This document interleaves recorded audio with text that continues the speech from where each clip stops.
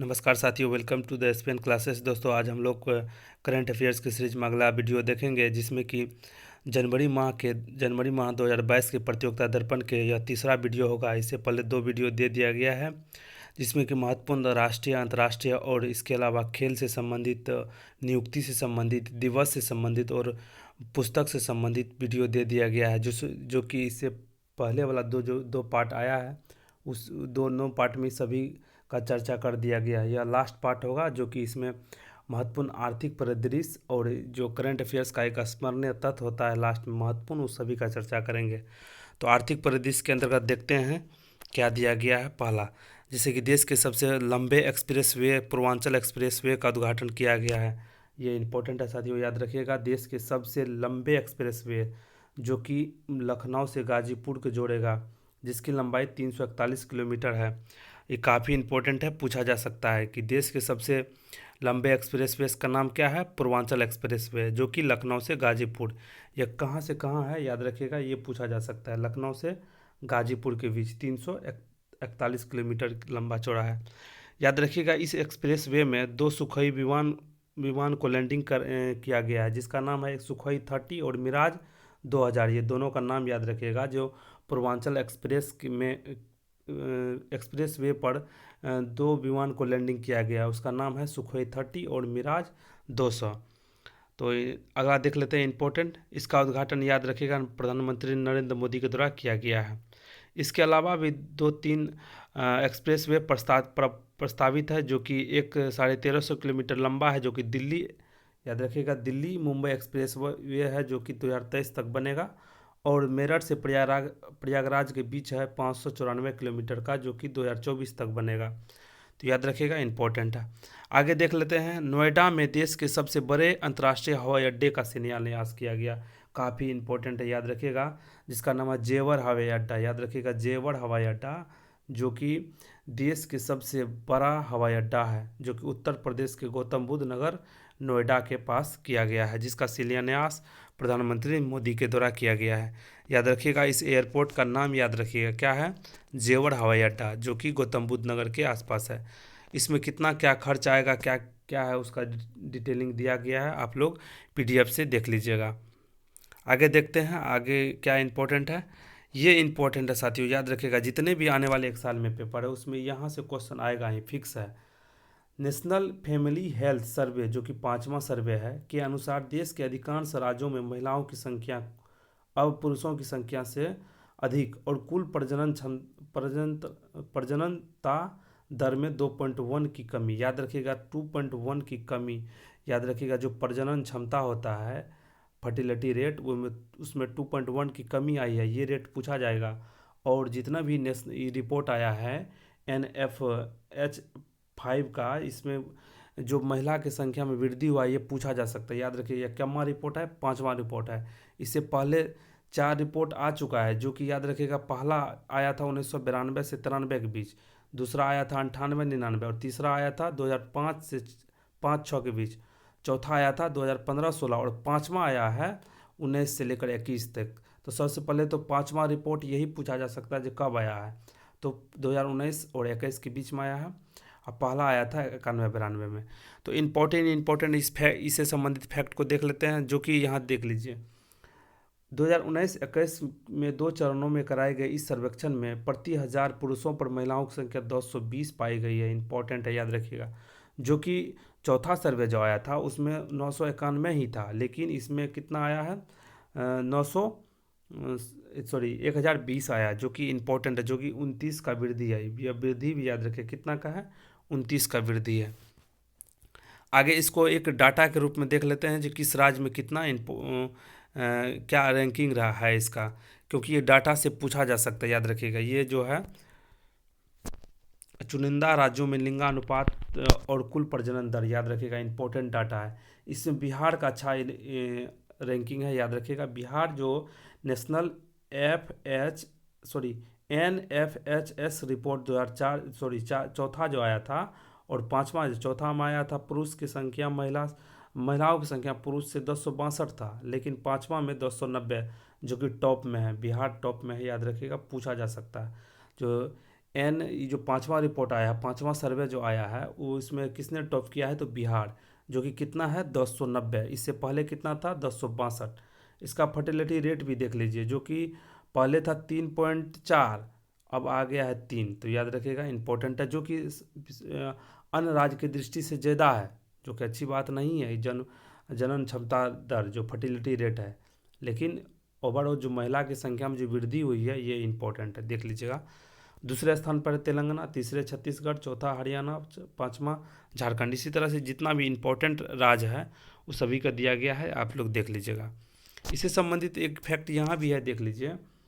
इस सर्वेक्षण के अनुसार जन्म के समय लिंगानुपात में भी सुधार विगत 5 वर्षों में हुआ है, जबकि 2015-16 के सर्वेक्षण में यह अनुपात 1000 बच्चों में 919 बच्चियाँ थी, याद रखिएगा, जबकि 19-20 में 929 हो गया है। इंपॉर्टेंट है, 10 की वृद्धि हुआ है, तो याद रखिएगा, इंपॉर्टेंट है, पूछा जा सकता है। यहाँ देख लीजिए, जो कि यह शहर का डाटा है, लेकिन गांव में याद रखिएगा लड़की की संख्या बढ़ी है, जो कि 10 से 37 हो गई है, जबकि शहर में 985 है। तो गांव में लड़कियों की संख्या या महिलाओं की संख्या में बढ़ोतरी देखी गई है, जो कि इम्पोर्टेंट है। तो ये याद रखिएगा, ये जो रिपोर्ट आया है, पांचवा report, national family health report, ये काफ़ी इम्पोर्टेंट है, पूछा जा सकता है, इसको अच्छा से देख लीजिएगा। आगे देख लेते हैं। नीति आयोग के बहुआयामी निर्धनता सूचकांक की दृष्टि से निर्धनता के मामले में बिहार का पहला और झारखंड का दूसरा, देख लीजिए। एक तरफ बिहार का स्थिति अच्छा है, जिसमें कि नीतीश कुमार की सरकार का कहीं न कहीं अच्छा भूमिका रहने के कारण लड़कियों की संख्या में वृद्धि हुई है। लेकिन एक तरफ अगर आइएगा तो निर्धनता अभी भी बिहार में अच्छा खासा है। इसके पीछे भी बिहार के भौगोलिक और जलवायु कंडीशन भी है कहीं न कहीं बिहार के लिए। तो देख लेते हैं इसमें कौन कौन राज्य का क्या रिपोर्ट दिया गया है। यहाँ देख लीजिए, जिसमें कि लगभग आपको बिहार में 51.91%, लगभग 52% जनसंख्या जो है निर्धनता के नीचे है, याद रखिएगा। अभी भी जो गरीबी रेखा है उसमें 52% लगभग व्यक्ति जो है ना, 100 में 52 व्यक्ति गरीबी रेखा से नीचे हैं। दूसरा स्थान झारखंड का है, तीसरा बिहार, चौथा मध्य प्रदेश, मेघालय, असम। याद रखिएगा, जितना भी उत्तर भारत का स्टेट है लगभग सभी का टॉप में रैंकिंग है निर्धनता के मामले में। तो देख लीजिए, आगे इंपॉर्टेंट है। इसी तरह लास्ट न्यूज़ देख लेते हैं अंतर्राष्ट्रीय से संबंधित, जैसे कि यहाँ है, देख लीजिए, भारत का 40वां, ये भी इंपॉर्टेंट है, याद रखिएगा, पूछा जा सकता है। भारत का 40वां अंतर्राष्ट्रीय व्यापार मेला कहाँ आयोजित की गई? नई दिल्ली में। काफ़ी इंपॉर्टेंट है, याद रखिएगा, पूछा जा सकता है। सबसे पहले तो यह क्यम्मा है, 40वां है। अंतर्राष्ट्रीय व्यापार मेला कहाँ की गई है? नई दिल्ली में। इंपॉर्टेंट है, पूछा जा सकता है। इससे संबंधित कुछ फैक्ट है जो देख लेते हैं, जो कि यहाँ दिया गया है। इस वर्ष मेले का थीम रखा गया था आत्मनिर्भर भारत, तथा आत्मनिर्भर भारत था। बिहार को साझेदारी राज्य बनाया गया था, याद रखिएगा, बिहार को साझेदारी राज्य पार्टनर स्टेट के रूप में बनाया गया था। इसी तरह झारखंड और उत्तर प्रदेश को फोकस राज्य के रूप में, याद रखिएगा, पूछा जा सकता है। फोकस राज्य के रूप में झारखंड और यूपी, लेकिन पार्टनरशिप के रूप में बिहार को विश्व व्यापार संगठन मेला के अंतर्गत। और आगे देख लेते हैं, जो कि इस मेले में साझेदारी देश के रूप में अगर बात करेंगे तो बांग्लादेश, और फोकस कंट्री के रूप में बात करेंगे तो अफगानिस्तान और ईरान। जहां हम अगर साझेदारी राज्य के बारे में बात करेंगे तो वह बिहार है, लेकिन अगर साझेदारी देश के बारे में चर्चा करेंगे तो वह बांग्लादेश है। अगर फोकस राज्य के बारे में बात करेंगे तो झारखंड और यूपी है, लेकिन फोकस कंट्री में 2 है, याद रखिएगा, अफगानिस्तान और ईरान। तो कहीं ना कहीं ये पूछा जा सकता है, देख लीजिएगा, जो कि भारत का 40वां अंतर्राष्ट्रीय व्यापार मेला है, जो कि नई दिल्ली में संपन्न हुआ है, ये पूछा जा सकता है। तो लगभग जितना भी महत्वपूर्ण आर्थिक परिदृश्य में या आर्थिक घटनाक्रम में जो इम्पोर्टेंट फैक्ट था सभी को देख लिए हैं।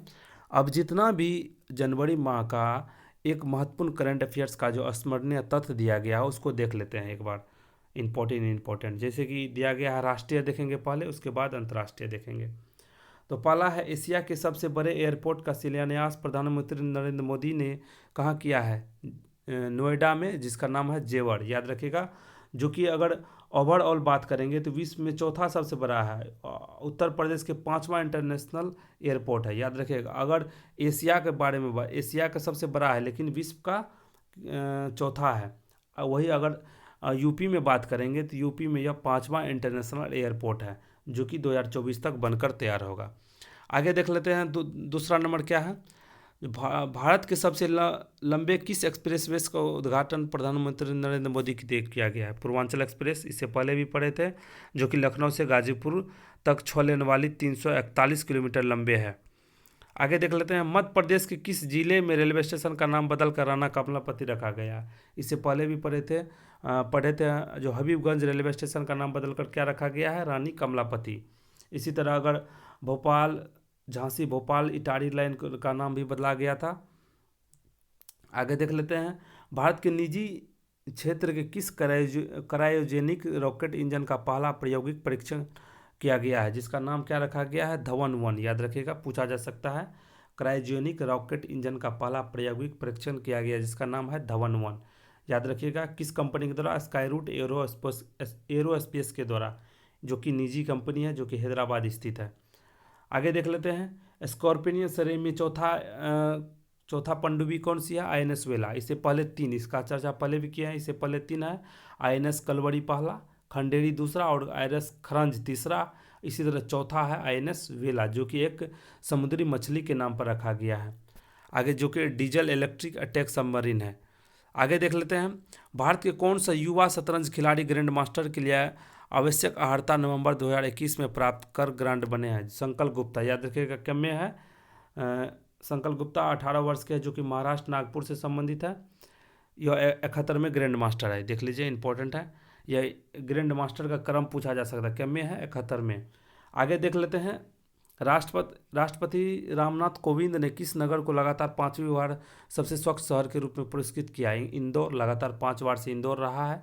उसके बाद सूरत का स्थान दिया गया है। आगे देख लेते हैं, आगे है, किस हिंदू देवी का कनाडा में आई 18वीं शताब्दी की मूर्ति का 15 नवंबर को वाराणसी पहुंची है। अन्नपूर्णा देवी की मूर्ति, याद रखिएगा, पूछा जा सकता है, किस मूर्ति को वाराणसी में पहुंचाया गया है, जो कि 18वीं सदी से है, कनाडा से। अन्नपूर्णा देवी की मूर्ति काफ़ी न्यूज में रहा था, ये याद रखिएगा।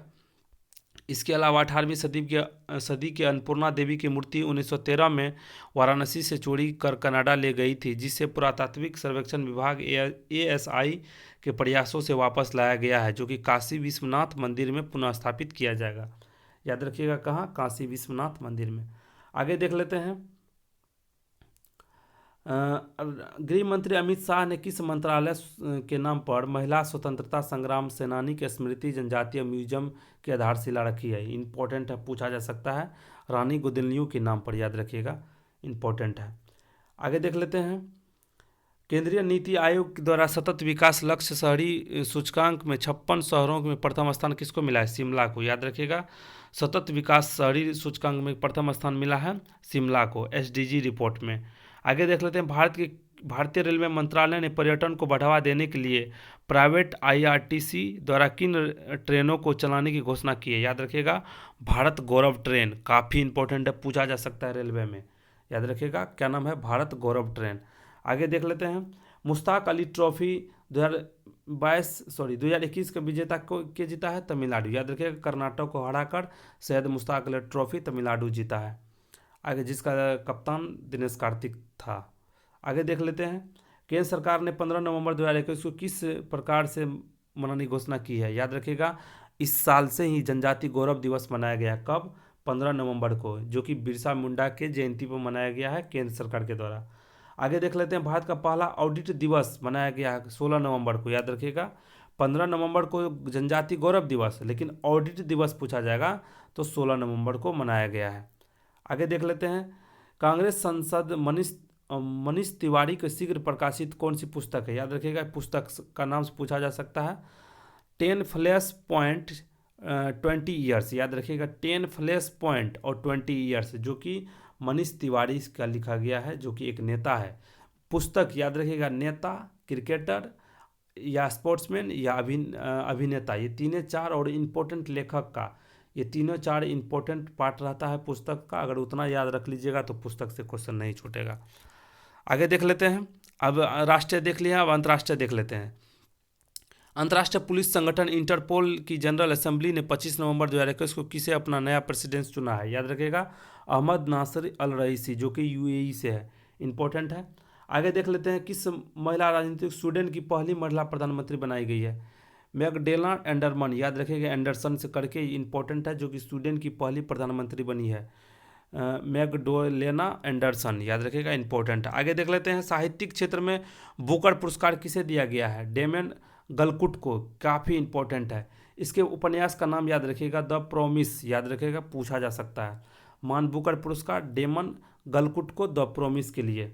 आगे देख लेते हैं, 3 प्रसिद्ध क्रिकेटर को आईसीसी हॉल ऑफ फेम में शामिल किया गया है, जो कि महिला जबरदस्ती ने शॉन पोलाक और जेनेट बीटन, याद रखिएगा, पूछा जा सकता है जो आईसीसी के हॉल ऑफ फेम में कौन कौन है, कौन कौन शामिल किया गया है। तो इस बार कोई भी भारतीय नहीं है। इसके अलावा जो 3 खिलाड़ी है महिला जबरदस्ती है, शॉन पोलाक है, जेनेट बीटन है। आगे देख लेते हैं, ये इंपॉर्टेंट है, याद रखिएगा, आईएसए का 101वां सदस्य कौन बना है? अमेरिका। इससे पहले भी चर्चा किए हैं। इंटरनेशनल सोलर अलायंस, इसका हेडक्वार्टर कहाँ है? गुरुग्राम में, जो कि भारत और फ्रांस के सहयोग से निर्माण किया गया था। आगे देख लेते हैं, किस राष्ट्र ने पुरुष T20 वर्ल्ड कप जीता है? याद रखिएगा, ऑस्ट्रेलिया। काफ़ी इंपॉर्टेंट है, पूछा जा सकता है आने वाले एग्जाम में। T20 वर्ल्ड कप जो भारत के द्वारा आयोजित की गई थी, बीसीसीआई जो आयोजित तो आईसीसी के द्वारा किया गया था, लेकिन उसमें बीसीसीआई मेजबानी की थी, जो कि यूएई और ओमान में आयोजित किया गया था, जिसमें ऑस्ट्रेलिया विजेता और न्यूजीलैंड उप विजेता रहा था। आगे देख लेते हैं, भारत के राष्ट्र ने किस पड़ोसी राष्ट्र के सेनाध्यक्ष मानद जनरल की उपाधि से सम्मानित किया है? याद रखिएगा, नेपाल को। भारत के राष्ट्रपति ने किसको? नेपाल को मानक जनरल की उपाधि दी गई है। काफ़ी इंपॉर्टेंट है, पूछा जा सकता है। जलवायु परिवर्तन का संयुक्त राष्ट्र का आगामी सम्मेलन COP 27 कहाँ होगी 2022 में? याद रखिएगा, शर्म अल शेख मिस्र में। याद रखिएगा, COP 27 शर्म अल शेख मिस्र में। इसी तरह अगर COP 28 का बात करेंगे तो वह सऊदी अरब में है, संयुक्त राज्य अमीरात में से। देख लीजिएगा, आगे देख लीजिएगा एक बार।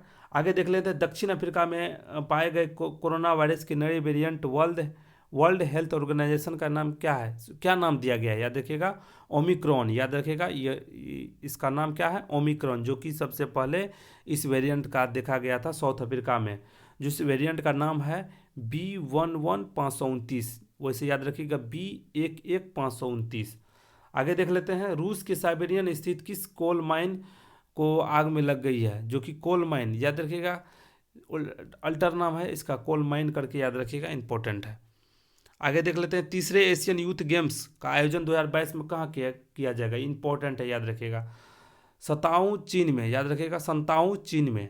तीसरे एशियन यूथ गेम कहाँ होगा? संताऊ चीन में।